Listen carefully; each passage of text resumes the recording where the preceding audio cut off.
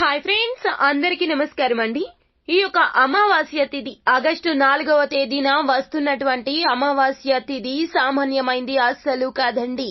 గ్రహాల్లో జరిగే కదలికల రీత్యా ఈ రోజు నుండి కూడాను ఎన్నో రాసుల వారికి ఉత్తమ ఫలితాలు, ఇంకొన్ని రాసుల వారికి అయితే అశుభ ఫలితాలు కలగబోతున్నాయి. కానీ తులారాశి వారి జాతకులు మీకు కలిగేది మాత్రం అశుభ ఫలితమే. ఎందుకంటే ఈ రోజున మాత్రం ఖచ్చితంగా మీరు ఒక భయంకరమైన వార్తను వినవస్తున్నారు. ఎందుకంటే ఈ రోజున మాత్రం తులారాశి వారి జాతకులు భయంకరమైన వార్తను వినవస్తున్నారు. ఈ యొక్క వార్త మీ మదిని కలవర పెడుతుంది. ఎందుకు అంటే గనక గ్రహాల పరిస్థితి నీచంగా ఉందండి. ఈ యొక్క పరిస్థితి మీకు కలుగుతుంది కావున ధైర్యంగా ఉండండి. అసలు భయపడాల్సిన అవసరమే లేదు. భగవంతుని అనుగ్రహం మీకు పుష్కలంగా ఉంటుంది. కానీ ఇటువంటి ఇత్యాది పరిస్థితుల్లో మీరు మాత్రం చాలా వరకు కూడాను స్థైర్యంగా ఉండాలి. మానసిక స్థైర్యాన్ని అసలు కోల్పోవద్దు. ఈ పరిస్థితుల నుండి బయటపడాలి అంటే గనక మీకు మానసిక స్థైర్యం కావాలి అంటే ఈ దేవత ఆరాధన చేయండి. అలాగే ఈ చిన్న పరిహారాన్ని ఈ అమావాస్య తిథి నాడు పాటించండి. అంతా మేలు కలుగుతుంది. అయితే అసలు తులారాశి వారి జాతకులు ఈ అమావాస్య తిథి నాడు వినవస్తున్న ఆ భయంకరమైన వార్త ఏమిటో తదితర పూర్తి వివరాలు అన్ని కూడా మనం ఈ వీడియోలో సంపూర్ణంగా సవివరంగా తెలుసుకునే ప్రయత్నం చేద్దాము. అంతకంటే ముందు ఫ్రెండ్స్, వీడియోని పూర్తిగా చూసేయండి. అప్పుడే మేము ఏం చెప్పబోతున్నామో మీకు పూర్తిగా అర్థమవుతుంది. వీడియో గనక మీకు నచ్చినట్లయితే గనక లైక్ చేయండి. మీ లైక్ మాకెంతో సపోర్ట్ అండ్ ఎంకరేజ్మెంట్ గా ఉంటుంది. శ్రీ మైసమ్మ తల్లి జ్యోతిష్యాలయం. సమస్యలు తీరక బాధపడుతున్నారా? అయితే పూజారి గారిని సంప్రదించండి. కుటుంబ సమస్యలు, భార్యాభర్తల సమస్యలు, ప్రేమ సమస్యలు, ఆరోగ్య సమస్యలు, వ్యాపారంలో నష్టం రావటం, డబ్బు సమస్యలు, వ్యవసాయంలో నష్టం రావటం, అనుకున్న పనులు కాకపోవటం, నమ్మిన వారు దూరం కావటం, మనశ్శాంతి లేకపోవటం, సంతానం కలగకపోవటం, కోర్టు సమస్యలు, నరదృష్టి వల్ల నష్టాలు రావటం, శత్రువుల వల్ల ఇబ్బంది పడటం, ఇంకా ఎటువంటి తీరని సమస్యలు ఉన్నా మైసమ్మ తల్లి ఆశీస్సులతో ప్రత్యేకంగా దూరంలో ఉన్నవారికి కూడా ఫోన్ ద్వారా జ్యోతిష్యం చెప్పబడును. తీరని సమస్యలకు పూజలు కూడా చేయబడును. Phone number 8897741766. ఇక మనము ఏ మాత్రము కూడా ఆలస్యం చేయకుండా వీడియోలోకి వచ్చేద్దాం. తులారాశి రాశి చక్రంలో ఇది 7వ రాశి. చిత్తా నక్షత్రం 3, 4 పాదములు, స్వాతి నక్షత్రము 1, 2, 3, 4 పాదములు, విశాఖ నక్షత్రము 1, 2, 3 పాదముల కింద జన్మించిన వ్యక్తులు తులారాశి క్రిందకు వస్తారు. ఈ రాశికి రాశి అధిపతి సాక్షాత్తు శుక్రుడు. ఈ రోజున తులారాశి వారి జాతకులకు పరిస్థితులు అన్ని కూడా సానుకూలంగా అయితే కనిపించడం లేదండి. ఏ పని మొదలు పెట్టినా పనులలో ఆటంకాలు కలుగుతాయి. ఇది మీ మానసిక స్థైర్యాన్ని చాలా వరకు కూడాను తగ్గించే ప్రయత్నం చేస్తుంది. కావున ఏ నూతన పనులను అస్సలు మొదలు పెట్టవద్దు తులారాశి వారి జాతకులు. అలాగే ఈ రోజున ఏ విధమైన కీలక నిర్ణయాలు తీసుకోవద్దు. అలాగే మీ మాట ఖచ్చితంగా ఈ రోజున ఒప్పు కావాలి అనే ప్రయత్నం చేయొద్దు. అంటే ఇతరులను మీరు బలవంతంగా మీ మాట వినే ప్రయత్నం చేసేలాగా అసలు చెయ్యొద్దు. ఈ రోజున మీ మాట నిలకడగా ఉండకపోవచ్చు.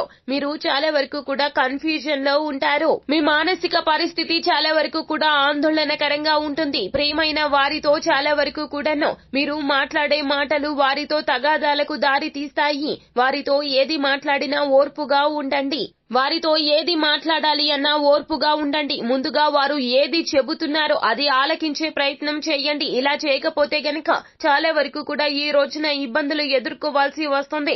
ఈ రోజున మీ మాటతోనే చాలా వరకు కూడాను చెడు వార్తలు వినవస్తూ ఉన్నారు.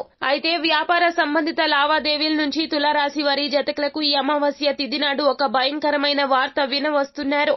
అయితే వ్యాపారంలో అగ్ని ప్రమాదం సంభవించవచ్చు. లేకపోతే గనక వ్యాపార సంబంధిత లావాదేవీల్లో నష్టానికి రావడము మీ యొక్క కారణం కావచ్చును. లేకపోతే గనక వ్యాపార సంబంధిత లావాదేవీల్లో నష్టం రావడానికి మీరే కారకులు అన్నట్లుగా ఈ రోజున నలుగురిలో మీరు అబాసు పాలయ్యే అవకాశాలైతే కనిపిస్తూ ఉన్నాయి. ఉద్యోగ జీవితంలో కూడా ఇటువంటి తరుణమైతే ఈ రోజున కనిపిస్తూ ఉన్నది. కావున ఉద్యోగంలో ఏ విధమైనటువంటి మంతనాలు ఈ రోజున ఎవరితో చెయ్యదో.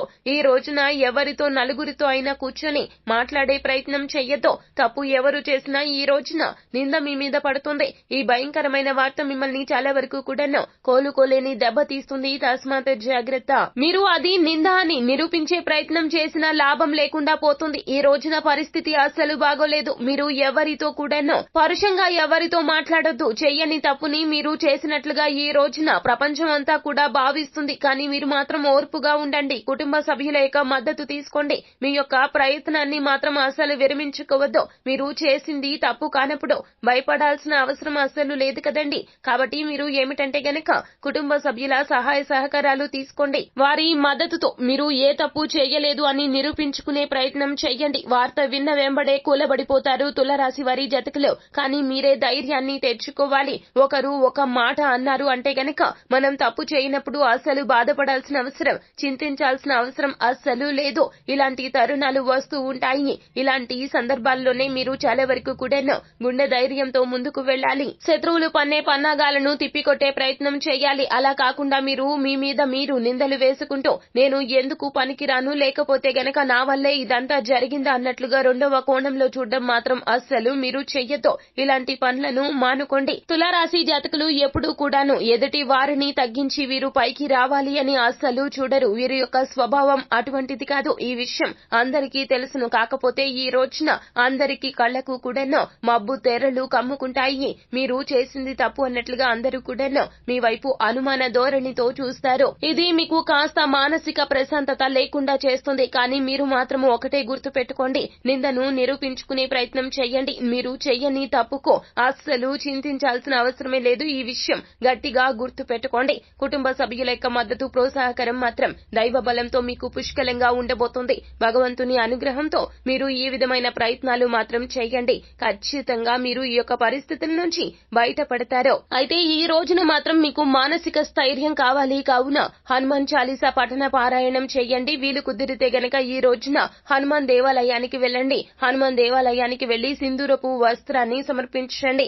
అలాగే మీరు ఈ రోజున హనుమాన్ ఆలయంలోనే కాస్తంతసేపు కూర్చోండి.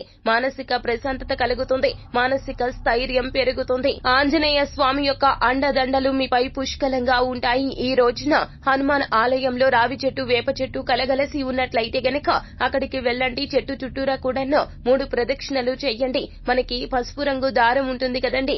ఆ యొక్క దారంతో ఆ యొక్క చెట్టు చుట్టూరా కూడా 5 లేదా 7 చుట్లు చుట్టండి.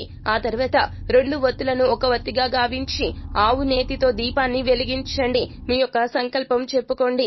పరిస్థితులు చెప్పుకోండి.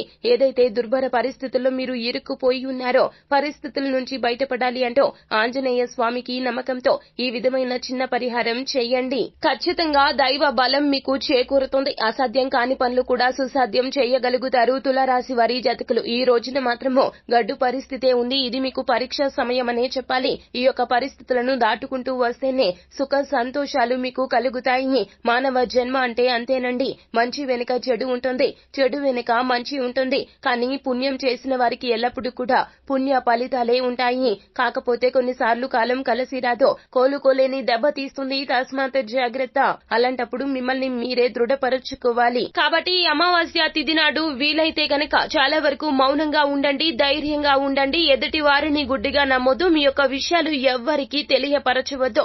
అలాగే మీరు ఈ రోజున హనుమాన్ ఆలయంలోనే కాస్తంతసేపు కూర్చోండి. మానసిక ప్రశాంతత కలుగుతుంది. మానసిక స్థైర్యం పెరుగుతుంది. సో ఫ్రెండ్స్, చూశారు కదా, ఈ వీడియో గనక మీకు నచ్చినట్లయితే గనక లైక్ చేయండి. మరిన్ని వీడియోస్ కోసం మా ఛానల్ ని సబ్స్క్రైబ్ చేసుకుని పక్కనే ఉన్న బెల్ ఐకాన్ లో ఆల్ ట్యాప్ చేయడాన్ని మాత్రం ఫ్రెండ్స్ అస్సలు మీరు మర్చిపోవద్దు.